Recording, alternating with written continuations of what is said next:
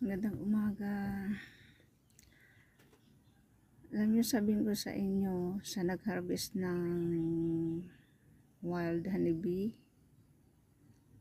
nung nag-usap tayo nung siguro Martes yun, ng hapon yun o gabi.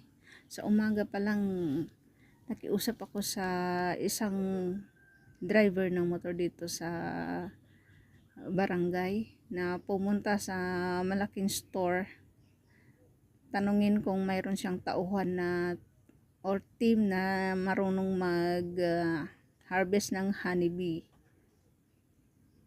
Pero sabi niya sa akin, ako na lang pumunta, ako na lang kumausap. Pero sabi ko, wala akong pera. Ano sabi niya sa akin? Kung magkapera na lang ako, saka ako pumunta. Hindi ko na sabihin kung sino yun, yung kinausap ko.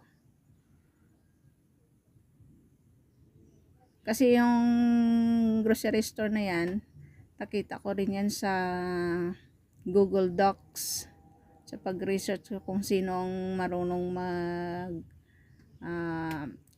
may tauhan na expert hunter ng wild honeybee.